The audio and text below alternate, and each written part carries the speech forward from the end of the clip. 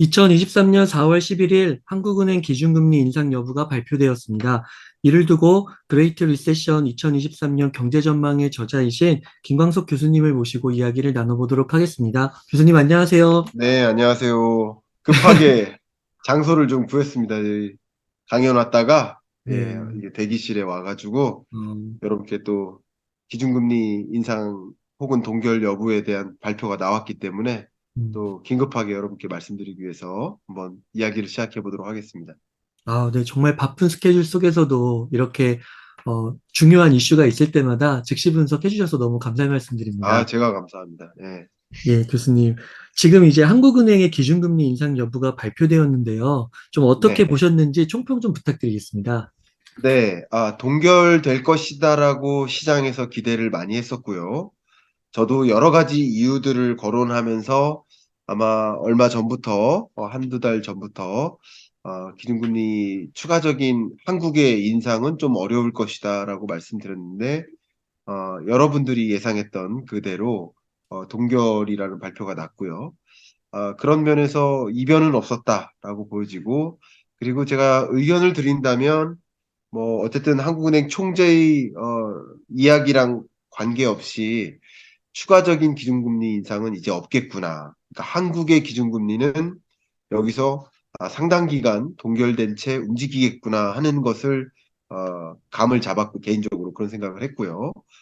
역시 물가에 대한 판단 그리고 금융 불안 여부, 금융시장 안정에 대한 판단, 또 경기 침체 여부에 대한 경기 안정에 대한 판단, 그 여러 가지 우리나라의 독립적인 통화정책 의사결정의 3대 판단 기준도 있지만 또 우리나라는 대외 의존적이기 때문에 미국 통화정책 기조에 대한 고려, 이런 네 가지를 주로 고려해서 의사결정을 했다고 볼 수 있겠는데 제가 이제 늘상 강조했듯이 여러분 스스로 금통위 위원이 되어서 금리를 결정해 본다라는 심정으로 이런 것들을 바라보시면 더 도움이 될 것이다라고 말씀드렸는데 오늘도 나 스스로가 금통위 위원이다.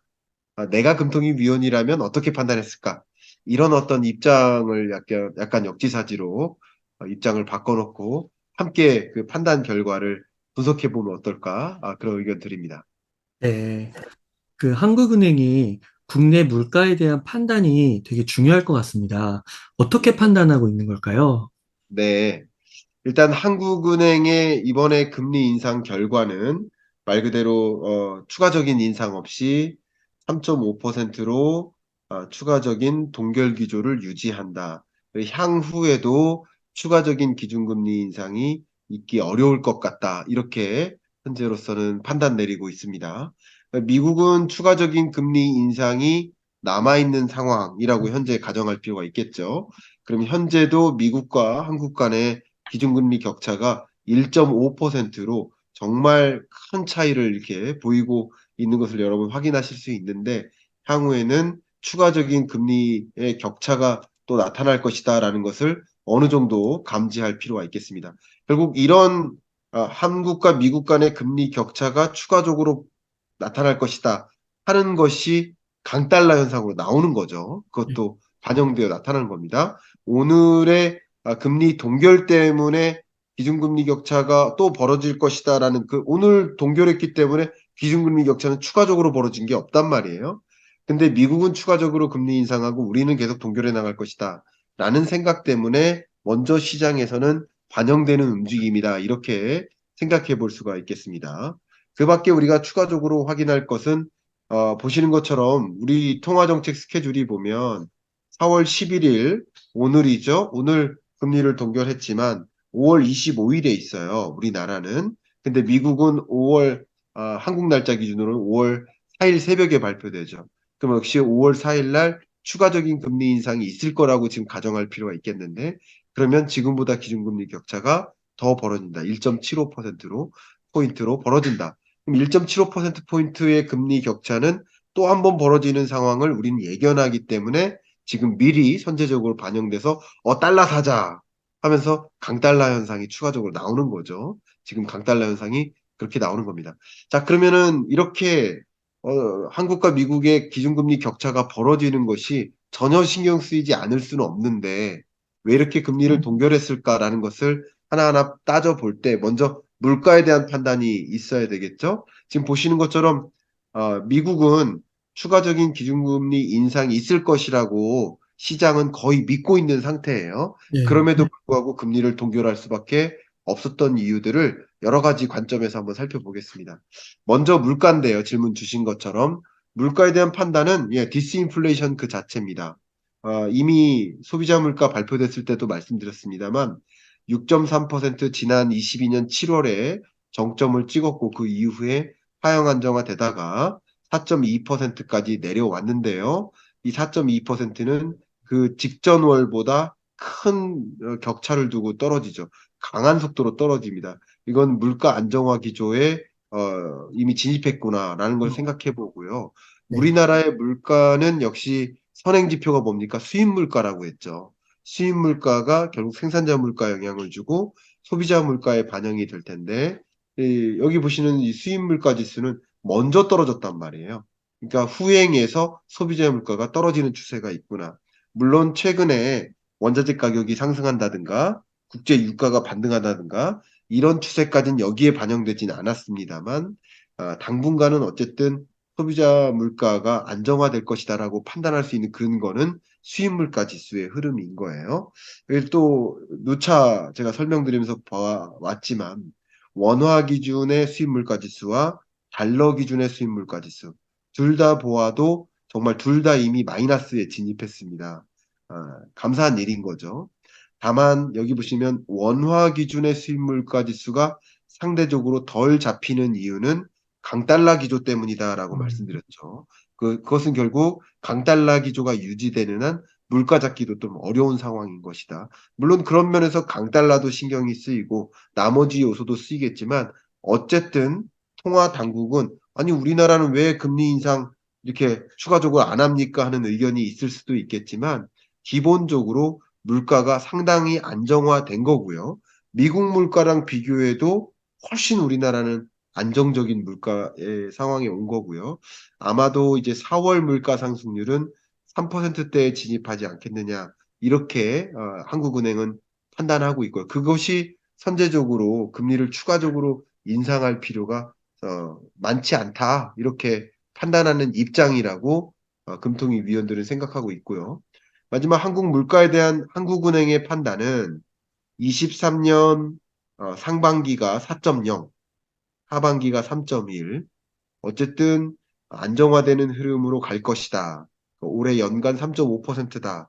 라고 이렇게 판단하고 있기 때문에 추가적인 금리 인상 없이도 물가는 안정화 기조에 올 것이다. 물론 걸림돌들이 있겠지만 현재로서는 걸림돌이 있다 하더라도 그 속도가 더디더라도 안정화되는 흐름은 유지될 것이다. 라는 어떤 기조적인 판단, 물가에 대한 기조, 그 판단 때문에 한국은행은 금리를 추가적으로 인상하는 것이 좀 부담이 되지 않겠느냐. 이렇게 보는 입장이라고 볼 수 있겠습니다.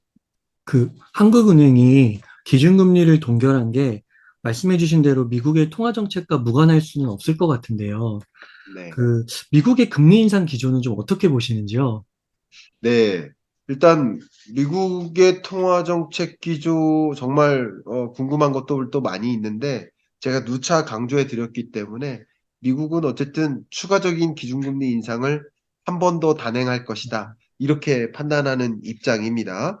어쩌면 이 5월 3일 날 FOMC 회의 결과가 마지막 기준금리 인상이 될 가능성이 높다. 그러니까 추가적으로 기준금리 인상을 안 하거나 한 번 더 하거나 이게 가장 큰 무게를 두고 있는 입장인데요.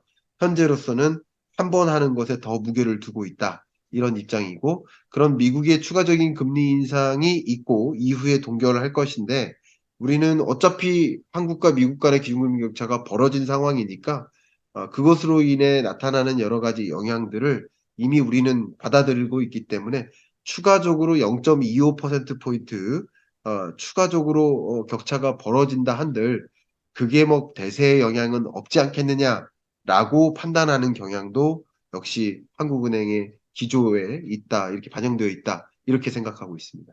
네. 교수님, 그 물가뿐만 아니라 한국은행이 또 보는 국내 경기에 대한 진단도 중요할 것 같은데요. 이 네. 부분은 좀 어떻게 판단하고 있는 걸까요? 네, 맞습니다. 한국은행이 바라보고 있는 한국 경기에 대한 판단, 이게 굉장히 중요한데요. 결국 한국은행이 제시하는 경제 전망인 거죠.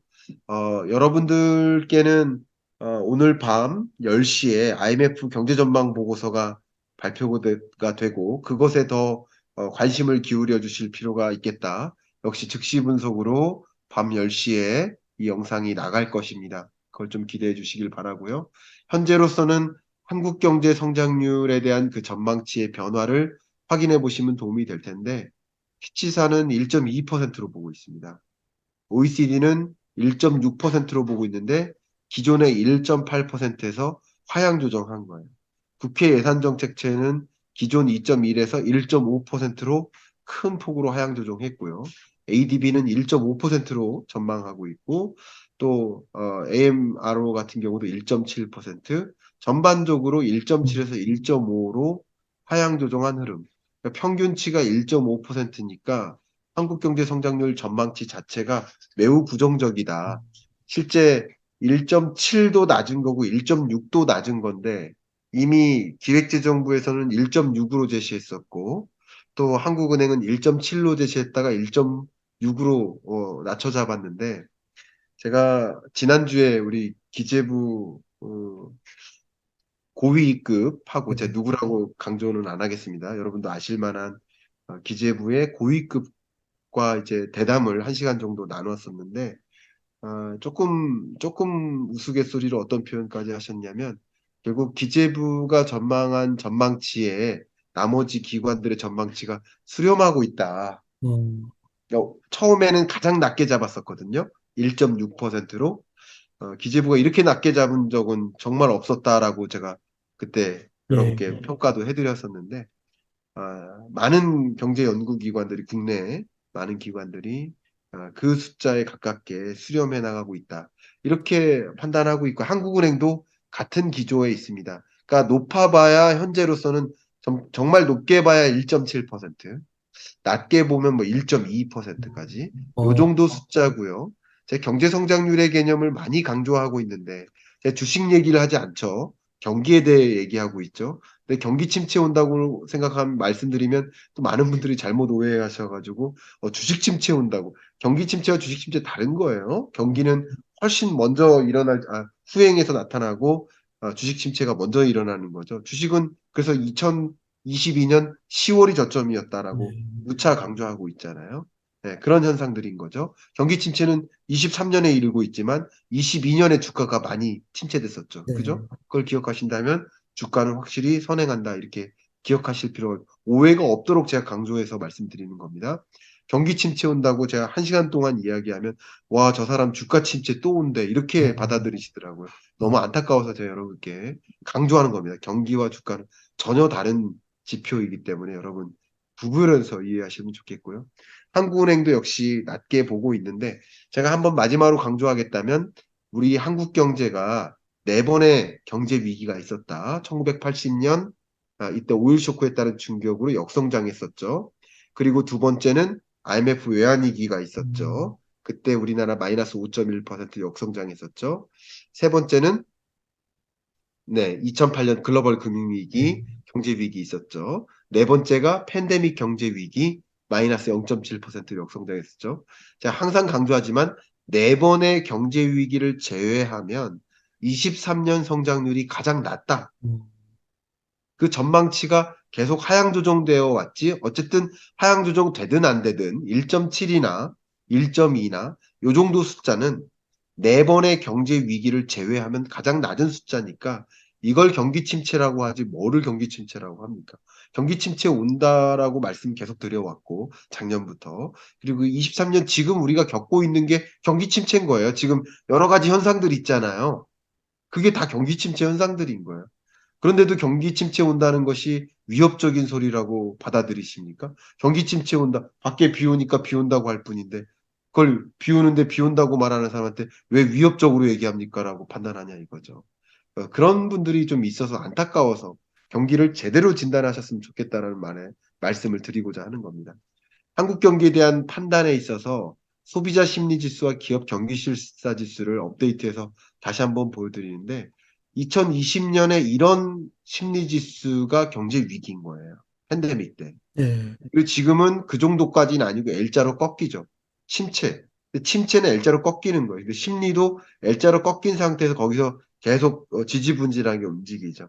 한국 경기에 대한 판단 자체는 경제 위기가 아니라 경기 침체다라는 말씀을 드리고자 이렇게 길고 장황하게 설명드렸습니다. 한국은행도 마찬가지 경기 침체 현상으로 받아들이고 있습니다.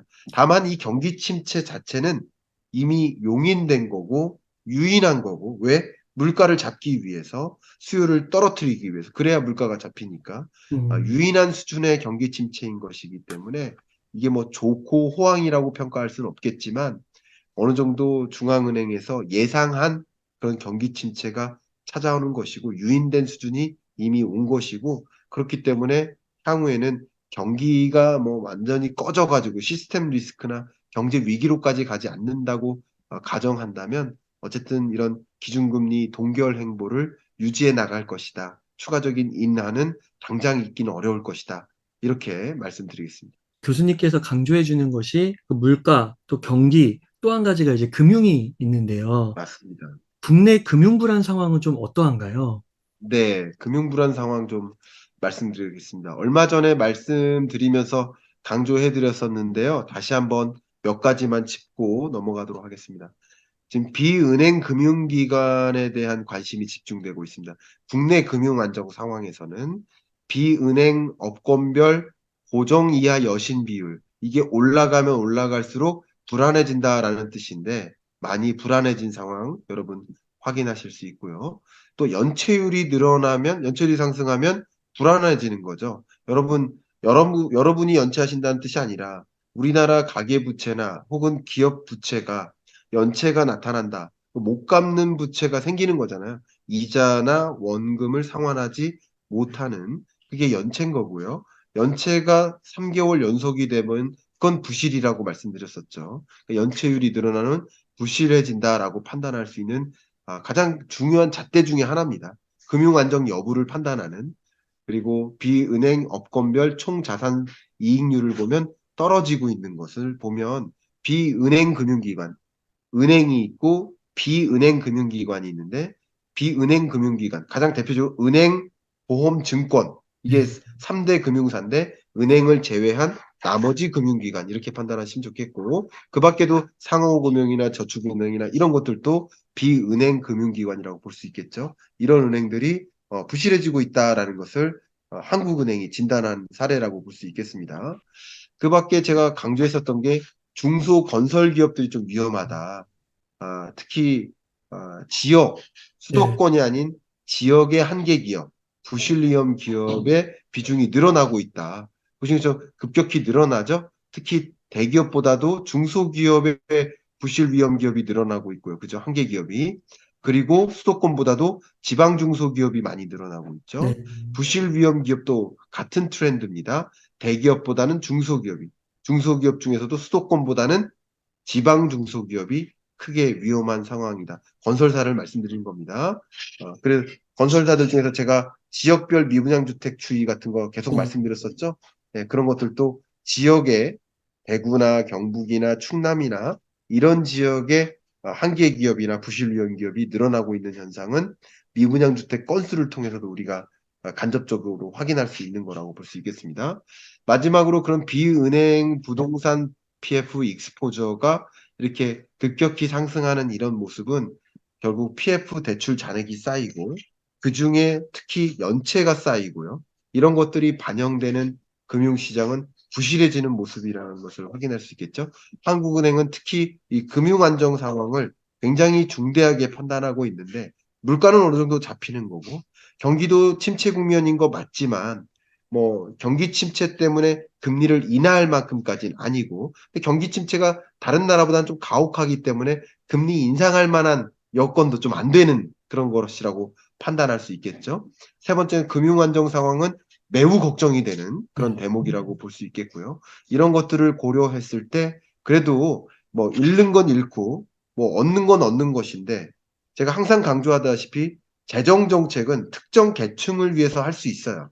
예를 들어서 재난지원금을 음, 뭐 자영업자를 위해서 제공할 수 있어요. 예, 그러나 통화 정책은 마치 비와 같아서 아, 재정 정책은 호수예요. 호수로 물 주니까 물을 음, 줘야 될 그 식물에게만 물을 줄 수 있는 것인데 음, 비는 어떤 특정 식물에게만 줄 수 없어. 이쪽 나무는 물을 더 많이 받으면 안 돼요. 물이 꽉 찼어요. 뿌리가 지금 상하는 것 같아요. 근데 이쪽 나무는 물을 줘야 돼요. 근데 그 나무를 구분해 가면서 물을 줄 수 있는 게 아니에요. 통화 정책은 그러해요. 예, 어떤 건 포기하고 어떤 건 취하는 거예요. 그래서 자꾸 금리 인상해야지 왜 동결합니까? 인상해서 빨리 물가 잡아야 되죠. 근데 물가 잡는 것도 중요하지만 나머지 것들도 잡아야 된다는 거죠. 그러니까 그런 것들을 다 가감해서 금통위 위원들은 비를 뿌려야 될 시점이냐. 뿌렸을 때 더 취약해지는 나무도 있고 물이 더 와야지만 하는 상황에 있는 나무도 있지만 여러 나무를 다 같이 고려해서 타겟티드 팔러시, 표적 정책을 할 수가 없는 것이 통화 정책이기 때문에 예, 금리는 한 방향이거든요. 그것에 대한 영향은 긍정도 부정도 다 있는 거죠. 다만 여러 가지 요인을 고려했을 때 금리를 동결하는 것이 맞겠다라고 진단한 그 여러 가지 근거에는 주로 금융부실이라든가 부동산 PF 이런 것들이 좀 더 심각한 상황이다라고 진단하는 경향, 그리고 경기 침체가 다른 나라들보다 더 심각하기 때문에 그렇기 때문에 추가적인 금리 인상이 좀 두려운 경향, 상대적으로 물가는 또 잡히고 있고 미국과의 금리 격차는 그냥 벌어져도 뭐 견딜만 하다라고 판단하는 경향, 이렇게 함축해 보면 이렇게 설명드리면 어떨까 의견입니다. 예. 그 이번에 동결 결과가 물가, 경기, 금융 세 가지 측면에서 종합적으로 판단을 내린 결과인 아, 거군요. 그렇죠. 예. 네. 네. 교수님, 그러면 이번에는 이제 동결인데 향후 한국은행의 기준금리 인상 행보는 어떻게 보시나요? 네. 앞서 말씀을 이제 드렸었습니다만 한국은행은 추가적인 금리 인상 없이 이제 동결 기조에 들어갈 것이다 이렇게 판단하고요. 역시 금리 인하까지는 좀 어렵습니다. 왜냐하면 아직 목표하는 물가까지는 오려면 한참 멀었기 때문에 금리 인하가 물가를 놓칠 수 있다는 사인을 줄 수 있거든요. 아, 물가 다 잡혔구나라는 잘못된 사인을 줄 수 있고 경제 주체들에게 이제 투자해도 되네. 기업에 투자. 그 이제 소비해도 되네. 이런 사인을 주기 때문에 다 잡으려 했던 그 물가마저 놓칠 수 있고요. 그 밖에 물가 불안 요인들이 아직도 상존하다고 말씀을 드렸었죠. 그 물가 불안 요인을 퀵하게 좀 살펴보도록 하겠습니다. 보시는 것처럼 CRB 커머디티 인덱스로 원자재 가격 지수를 확인할 수 있는데 이 원자재 가격 지수가 전반적으로 하향 안정화되는 흐름, 이게 물가 안정화에 상당 부분 기여한 것이다라고 말씀드렸어요. 근데 3월 이후에 이 CRB 인덱스가 다시 치솟죠. 이 치솟는 것은 중국의 리오프닝이 무관하지 않습니다. 이게 결국 원자재 가격을 다시 불안하게 만드는 지배적인 요인이고요. 그리고 물가 불안 요소로서 국제 유가의 반등, 감산 합의 네. 이행 이후로 감산 합의 이후로 국제 유가가 다시 반등하는 거, 원유 가격이 다시 반등하면 원자재 가격이 다시 반등하는 것이고 이것이 결국 소비자 물가를 잡는데 녹록치 않게 만들 수 있다. 이건 불안 요인이고요. 강달러 기조가 계속 유지되죠. 이런 흐름도 우리나라 입장에서는 여간 신경이 쓰이지 않는 것은 아닙니다. 이런 것들이 물가 불안 요소로 계속 자리하기 때문에 마음 놓고 또 금리를 인하할 수도 없는 겁니다. 여전히 물가 잡히려면 멀었다고 제가 말씀드렸죠. 우리나라 물가 상승률이 기껏해야 지금 4.2%까지밖에 안 내려왔어요. 목표하는 물가 2%에 안착하려면 상반기는 무조건 지나야 됩니다. 하반기 중에도 3분기까지는 2%대라는 물가 상승률을 보기 어려울 것으로 보고 있습니다. 그런 관점에서 역시 금리를 추가적으로 인하할 수도 없는 그리고 인상할 수도 없는 예. 그런 입장이기 때문에 향후 동결 기조를 계속 유지할 것이다. 이렇게 판단하고 있습니다. 네. 교수님, 너무 즉시 분석 이렇게 잘 해주셨는데요. 끝으로 좀 한 가지만 더 여쭤보겠습니다. 네, 다름이 아니라 이제 부동산 시장에 좀 네, 이러한 그 금리 인상 그 동결 결과가 어떤 영향을 줄까인데요. 현재 네. 좀 바닥이다 아니다를 두고 좀 의견이 분분한데 좀 어떻게 보시는지요? 네, 그 부분 말씀드리겠습니다. 아주 적절한 질문 주셨고요. 미국의 기준금리 의사결정은 우리나라 주가에 영향을 미칠 것이고요. 혹은 미국 기준금리 인상 스탠스가 어떻게 바뀌는지 그 기대감만으로도 주가에 영향을 미치겠지만, 부동산 시장에 미치는 영향은 덜한 거죠. 근데 한국은행의 기준금리 결정은 부동산 시장에 지배적인 영향을 미칠 수 있죠. 왜냐하면 한국은행의 기준금리 결정은 그것이 결국 시중금리에 영향을 미치는 것이라고 볼 수 있겠고요. 시중금리는 어쨌든 22년 11월 정도가 정점이었다라고 평가를 내리고 있습니다. 그때 정점이었었기 때문에 시중금리는 뭐 상당한 수준으로 높은 수준을 유지해 나갈 가능성은 있겠지만 시중금리 자체가 더 올라가긴 또 어렵다라고 보고 있습니다. 이미 시중금리가 많이 떨어진 거 여러분이 체감하실 겁니다. 그러니까 시중은행들이 선행해서 기준금리 인상기에 광폭적으로 금리를 인상했었고요. 그러면 시중은행들이 높은 금리를 가지고 경쟁할 수 있을까요? 그럼 그때부터는 금리 인상기에 너도 나도 막 올리는 거예요. 그러다가 이제 다 올라간 금리 상황에서는 이제 자기 은행에 예치할 수 있도록 자기 은행으로부터 또 대출을 해 나갈 수 있도록 또 이제 경쟁을 해야 되죠. 그러니까 시중금리, 대출금리를 낮춰 잡는 거예요. 이제 네. 낮은 금리를 찾아가는 거예요. 그러니까 이제 시중은행들의 시중금리가 먼저 떨어지는 경향이 있어요. 아직 기준금리는 동결이고 떨어뜨린 적 한 번도 없는데 시중금리는 먼저 움직이죠. 근데 이것이 결국 부동산 시장에 영향을 미치는 것이라고 볼 수 있고요. 첫 번째고요. 그것은 이제 바닥이다 아니다라고 생각하는 그 여론의 어, 하나의 틀이 될 수 있겠다. 하나의 관전 포인트가 될 수 있겠다라고 말씀드리고요.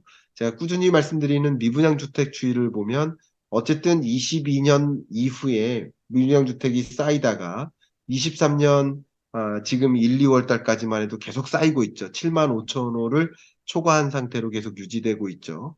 이런 국면에서는 집값이 바닥이라고 판단하기는 어렵다라는 말씀 드리는 음, 거예요. 오펙 플러스에서 감산 합의만 해도 국제 유가가 치솟았죠. 반도체 가격이 왜 이렇게 떨어졌습니까? 재고가 쌓여서예요. 역시 미분양 주택이 이렇게 쌓이는 한 음, 집값이 상승할 수가 없는 거예요. 바닥이라고 판단하긴 어렵습니다. 너무 이른감이 있습니다. 집값 등락률을 제가 계속 이것을 업데이트하면서 꾸준히 여러분께 말씀드리고 여러분을 계속 지켜보셔야 된다고 강조하고 있는데 집값 상승률이 마이너스에서 제로를 향해 올라가고 있습니다. 그래서 이걸 가지고 바닥이라고 판단하시면 절대 안 되신다. 다만 시중금리가 어쨌든 정점 찍고 22년 11월에 시중금리가 정점 찍고 주택담보대출 금리는 먼저 떨어지기 시작했죠. 이 주택담보대출 금리랑 집값 등락률과 매우 유사하지 않습니까? 한번 네. 보시면. 그죠? 매우 유사하죠. 네. 거꾸로 그려놓으면 거의 비슷한 거예요. 주택담보대출 금리가 치솟을 때는 이 매매 가격이 급격히 떨어지다가, 그죠? 네. 등락률이. 근데 이 주택담보대출 금리가 다시 이제 하향 안정화되니까 매매 가격 상승률이 다시 반등하는 거 있지 않습니까? 반등하지만 여전히 마이너스다라는 것이죠. 바닥이라고 볼 수는 없죠. 바닥은 항상 강조하지만 0이 바닥인 거죠. 그래서 그 지점을 향해서 가고 있는 모습이다. 요 정도로는 제가 강조해서 설명드리겠습니다. 자, 이 부분을 가지고 종합해서 여러분께 설명을 드린다면 이렇게 말씀드릴 수 있을 것 같습니다. 어쨌든 미분양 주택 건수가 계속 강조하지만 적어도 2, 3개월 정도 연속해서 급격히 의미 있는 수준으로 감소하는 기조를 보이는 시점. 그리고 기준금리가 이제 곧 인하될 거야. 동결이 아니라 곧 인하될 수 있을 거야라는 기대가 막 집중되는 시점. 혹은 금리 인하. 그 두 가지. 그리고 매매 가격 등락률이 제로를 향해 올라가다가 제로를 통과하는 구간. 그 구간, 이 세 개가 거의 맞물릴 가능성이 높습니다. 한두 달 격차를 두고.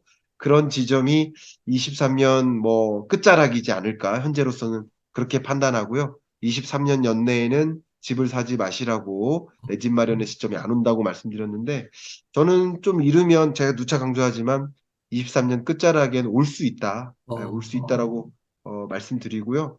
그래서 23년 끝자락을 어느 정도 타겟을 하고 매수 시점이 거의 조만간 오지 않겠느냐. 왜냐하면 계속 말씀드리지만 금리 동결 그 자체가 뉴노멀로 받아들이는 거거든요. 여러분 지금 기준금리 3.5% 높다고 생각하실 수 있지만 2020년, 21년의 경험의 기초에서 높다고 판단하시는 거예요. 근데 과거 우리나라 기준금리는 4, 5, 6 이런 적이 있었습니다. 그때 내 집 마련 열심히 했었거든요. 네. 그러니까 그런 뉴노멀이 또 오는 거예요. 그렇기 때문에 저는 이렇게 기준금리 레벨이 높은 것보다는 기준금리 인상기에 조정이 많이 되는 것이다라고 생각을 하고 있기 때문에 이런 것을 좀 판단을 해서 매매 시점이나 이런 것들을 좀 어느 정도 23년 연내 안 올 수도 있지만 올 수 있다라는 생각도 어느 정도 저는 하셨으면 좋겠습니다. 저의 의견은 그러합니다. 올 수도 있다라고 전제를 하고요. 그리고 내 집 마련의 시점을 좀 더 접근해 나가기 위해서 이런 미분양 주택 건수 발표, 금리 동결 기조에서 인하 기조로의 전환, 그리고 이 매매 증감률이 언제 또 마이너스 0.1이나 0에 가깝기까지 오는지 이런 것을 같이 지켜보시면서 내 집 마련의 적정한 타이밍을 좀 잡으시기를 추천드리고 싶은 마음입니다. 네, 감사합니다. 시청자님들께서 이 즉시 분석을 계속해서 팔로우업 하셔가지고요.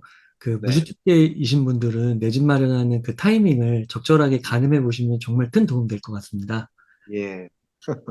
교수님, 그러면 끝으로 좀 강조하고 싶으신 말씀 부탁드리겠습니다. 네, 뭐 끝까지 들어주신 분들께만 제가 홍보의 말씀을 좀 드리도록 하겠습니다. 계속 강조해서 말씀드리고 있지만 즉시 분석을 통해서 제가 보여드리고 있는 이런 내용들은 제가 뭐 기초적인 경제학 원론이라든가 경제학 개념이라든가 그 언어 그 자체에 대한 설명은 다 못 해드리고 있어요.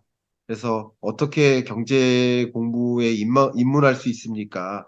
어떻게 하면 가장 쉽게 경제에 접근할 수 있습니까?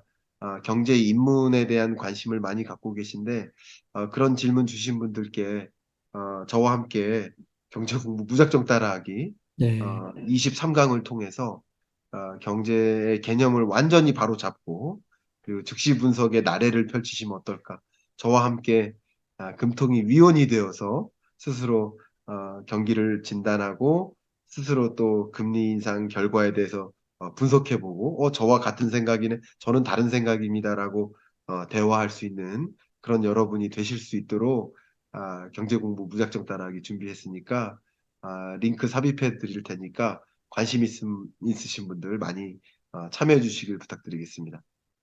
네, 교수님, 감사합니다. 자, 안녕하세요. 웅달직방 구독자 여러분, 경제 읽어주는 남자 김화석입니다. 매번 또 우리 웅달님하고 즉시 분석으로 여러분께 찾아뵙고 있는데 경제 전망 보고서 발표되고 할 때마다 그게 얼마나 시장에 직접적인 영향을 미치는지를 아마 체감하고 계실 것 같습니다. 다양한 거시경제 변수들이 경제가 이렇게 톱니바퀴처럼 돌면서 운용되고 있는지를 제대로 들여보고 그 들여다본 다음 적절한 그 시대에 맞게 의사결정을 내린다면 항상 잃지 않는 투자하실 수 있겠다. 그런 면에서 우리는 경제를 공부해야 된다.